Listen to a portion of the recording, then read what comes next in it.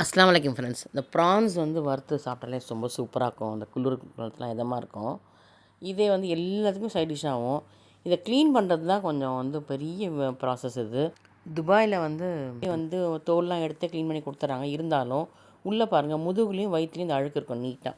அது கத்தி வச்சு கீறி எடுக்கணும். நிறைய பேர் இதை எடுக்க மாட்டாங்க. இதுக்காக நான் வெளியில் எங்கேயும் போனாலுமே ப்ரான்ஸ் சாப்பிட மாட்டேன். நான் செஞ்சால் தான் அந்த மாதிரி க்ளீன் பண்ணால் தான் எடுத்து சாப்பிடுவேன்.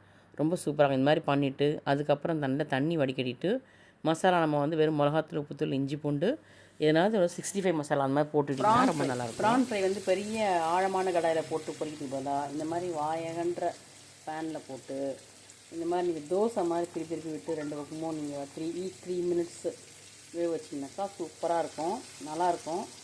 உடஞ்சி போகாது, தண்ணி விட்டு வராது, நல்லா வருது பாருங்கள். அப்புறம் லாஸ்ட்டில் அதை மொத்தமாக கலந்து விட்டுக்கலாம். இப்போ இந்த மாதிரி தோசை மாதிரி திருப்பி போடணும். ஒன்று ஒன்றுத்தையும் இந்த மாதிரி செஞ்சு பாருங்கள். ரொம்ப வேக வச்சுங்க ரப்பர் மாதிரி ஆகிடும். எக்ஸ்ட்ரா ஃப்ளேவர் வேணால் நம்ம வந்து ஆச்சி மசாலா, சக்தி மசாலா, இல்லை நம்ம லேடிஸ்லாம் நிறைய பேர் மசாலா தயாரிக்கிறாங்க, 65 மசாலாலாம், அதெல்லாம் ஏதாச்சும் ஒன்று போட்டிங்கன்னா ரொம்ப சூப்பராக இருக்கும்.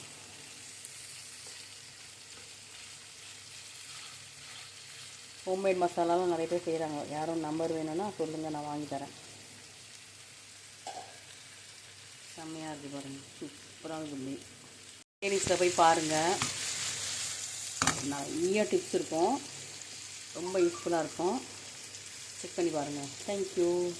சப்ஸ்கிரைப் பண்ணிங்க, லைக் பண்ணி விடுங்க, ரொம்ப பிடிச்சிருந்தாக்கா ஷேர் பண்ணி விடுங்க.